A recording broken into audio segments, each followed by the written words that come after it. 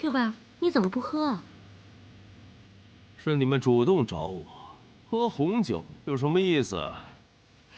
你说的对，我去拿瓶威士忌来。威士忌受不受得了？我们受不了，你不是更开心吗？这就对了，钱我有的是，你伺候的我开心，我就给的开心。Q 宝，我也要跟你喝。哎呀，sorry 啊，有没有搞错？洒我一身都是。Q 宝，我背后擦不了啊，要不你进去帮我擦？来嘛。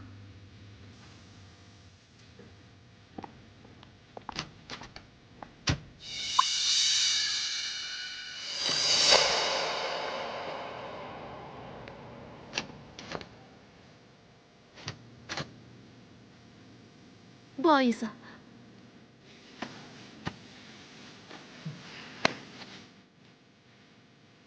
现在后悔吧？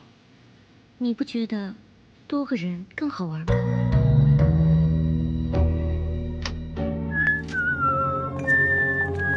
你们两个进去这么久啊？现在不是出来找你一起玩？我不管啊，罚你喝这杯酒。喝完有你受的。不行啊，你光喝他那杯，我也要你喝。好，我喝，我喝。终于找到你们了。啊，娜娜姐，我不是跟你们说过，别再找他，别再见他了吗？放心吧，我们没事的。就是趁现在还没事，快走啊！你们想走啊？我还想给你们钱。娜娜姐，我们只是跟 Gilbert 喝2杯，真的不会有事的。要不你先走吧。是啊，是啊，不要再说了。如果他真要给钱的话，我留下帮你们收。你们两个先下去，如果10分钟之后我还不下来，你们就来找我。但是别再但是了，快点下去，走吧。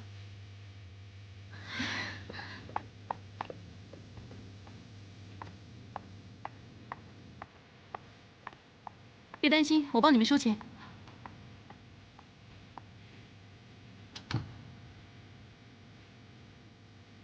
你帮他们收钱是吧？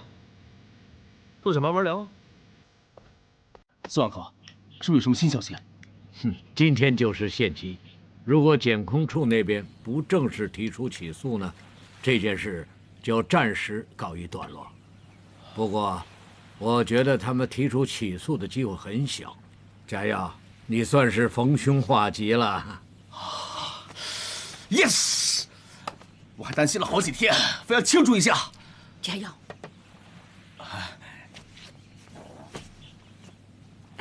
一和，这次真是麻烦你了，谢谢啊。啊，我的确下了很多功夫，也看见效果了。啊，我今天熬了鲍鱼粥，你也吃一碗吧。我不习惯吃早餐呢。不过既然我今天有机会又坐在这里，萍姐，替我盛碗粥，谢谢。好的。对不起啊。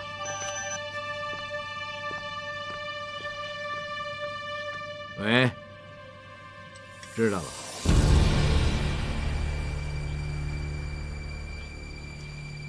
检控处那边决定正式提出起诉。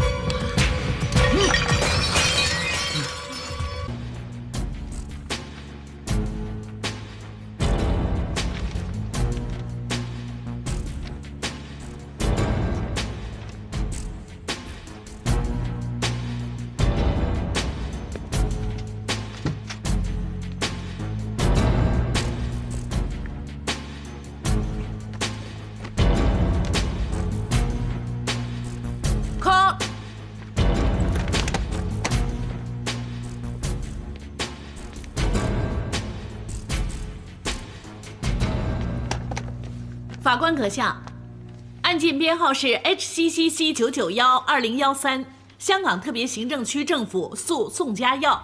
法官阁下，我作为本案的主控官，代表受害人卢小璐小姐控告被告人宋家耀，在本年2月28号晚上，在 Blue Lady 卡拉 OK 强奸受害人。监控官，你可以传召你的证人。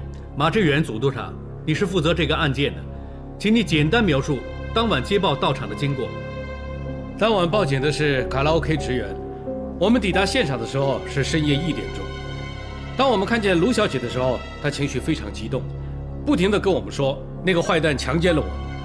我们向职员录口供的时候，发现宋佳耀和卢小璐曾经有一段时间在贵宾房里。我觉得事态严重，所以我立即封锁了现场。同时，我们也送卢小姐去医院取证。取证的结果怎么样？在贵宾房的沙发还有卢小姐身上的衣服，有大量属于宋佳耀的衣物纤维。另外，法医也指出，卢小姐身上有多处淤痕，包括颈、手和大腿内侧，而在体内也取出一些精液。经过 DNA 比对，证实了精液是属于宋佳耀的。根据你在重案组多年处理过多宗强奸案的经验，以上种种的证据，可不可以证明被告人宋佳耀强奸了受害人？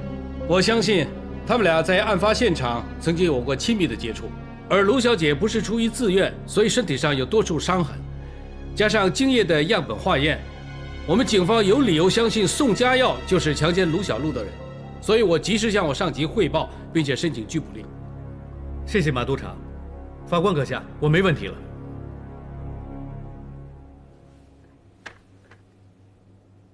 马督察，根据你在重案组这么久，处理过那么多强奸案，你一定会很清楚如何才能构成一宗强奸罪行。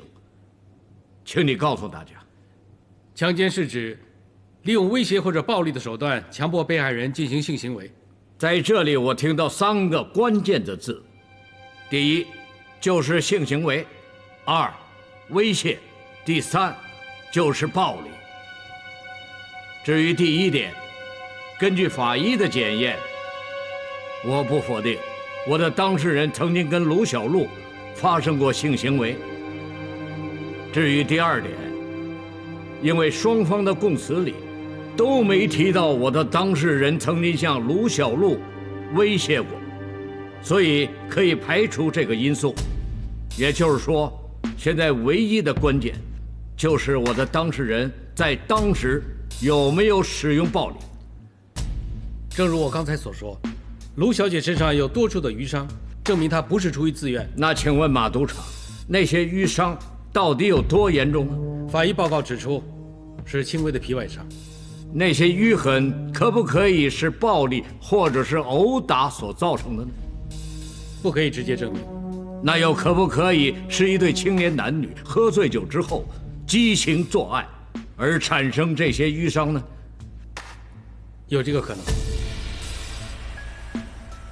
现在大家都很清楚了，所谓卢小璐在非自愿的情况之下和我当事人发生关系，只不过是马督察他自己个人的推测，因为我的当事人根本就没有使用到暴力，是卢小璐自愿跟他发生关系的。辩方律师，受害人没有严重的伤痕，不代表被告没使用暴力。受害人身形娇小，他的身高是162厘米，体重只是40公斤。相反，被告人身材高大强壮，身高是186厘米，体重75公斤。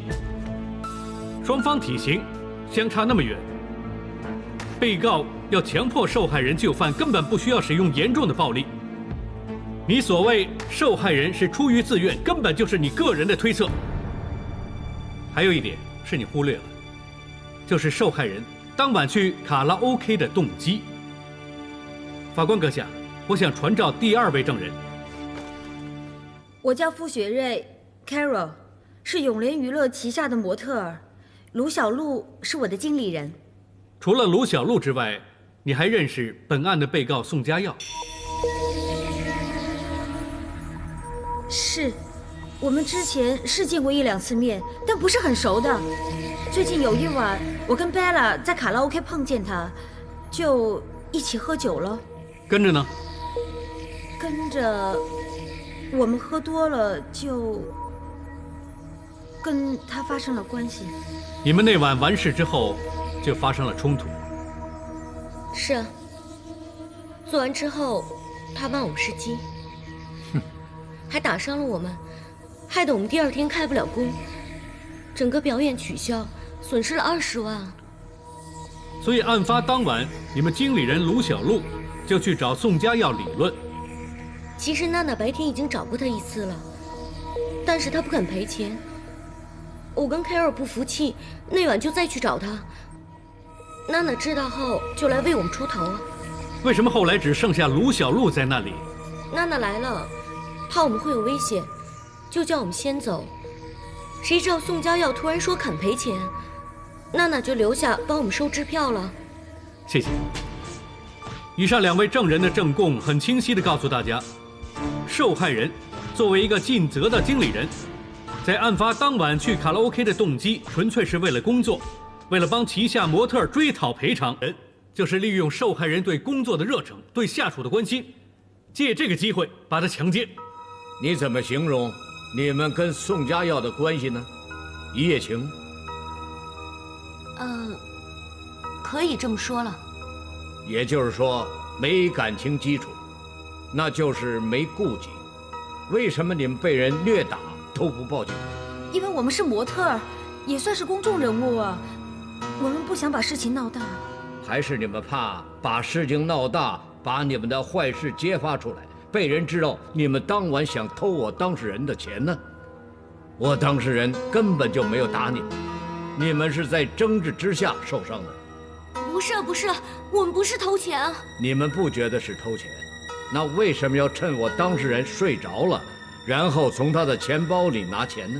是不是你们觉得跟他发生了关系就应该收钱呢？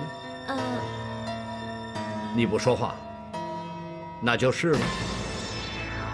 其实你们双方都在你情我愿的情况之下发生这种关系，为什么你觉得自己应该要收钱呢？因为你们惯性跟人援交，你们视这种行为为赚钱的方法，是不是？我们只做过几次啊。但是最近你们就很需要做。根据记录，我们知道你们2个人欠下超过10万块卡债，天天被追讨欠账。当你知道我的当事人是个有钱人，你就看中了他，跟他发生关系，一心想卖淫。你见我当事人那么有钱，又睡着了，所以你就干脆自己拿了。各位陪审人，以上种种证据都足以证明这2位证人是有卖淫和偷钱的恶习，所以他们的证供根本就不足以相信。反对。2位证人的背景跟受害人上卡拉 OK 的动机完全无关。正如我之前所说，受害人是一个称职尽责的经理人，他去卡拉 OK 只是希望帮他们解决难题。我同意，卢小璐是一个尽责的经理人，所以他没有可能不了解这2个证人的为人，他一定会知道他们做援交，而且还欠人一身债，偷人钱，那他还怎么会向我当事人提出赔偿呢？他去卡拉 OK 说是为了公事，其实只是一个借口，他是想借着这个机会跟我的当事人再续前缘。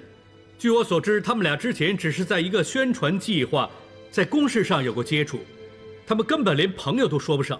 朋友是分很多种的。法官阁下，我想传召下一位证人做供。你想传召谁呀？是沈月琴小姐。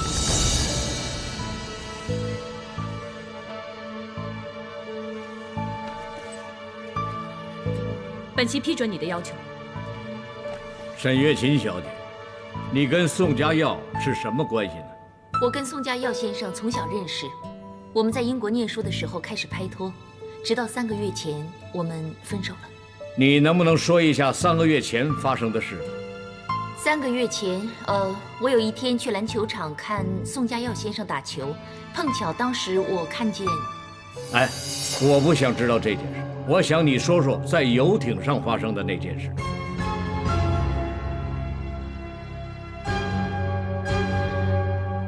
宋先生在3个月前决定买一艘游艇，有一天，我约他去游艇见面，没想到让我看见有个女孩在跟他亲热。你看见他们有什么行动啊？他们搂抱在一起。还有呢？他们还有没有进一步的行动？他们正脱衣服。也就是说，你当时是捉奸在床。也不能这么说。如果以你估计，你当时要不在场的话，他们会不会已经发生了关系？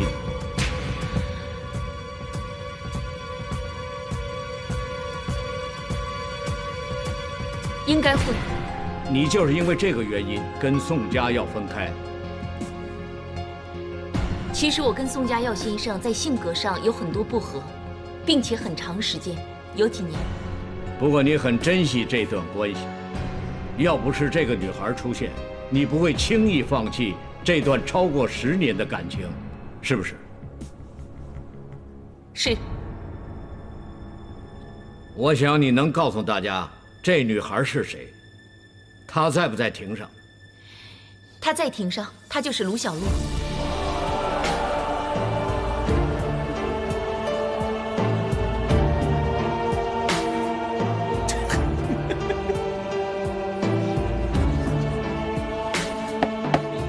肃静。法官阁下，各位陪审团，沈月琴刚才的证供已经证实了卢小璐跟我的当事人早就已经有了超越友谊的关系。根据我当事人所说，卢小璐是知道他有女朋友的，但是因为我的当事人条件好，又有钱，所以卢小璐不介意做他的第三者，甚至跟他上床，希望自己有一天可以取代沈月琴的位置，成为他的女朋友。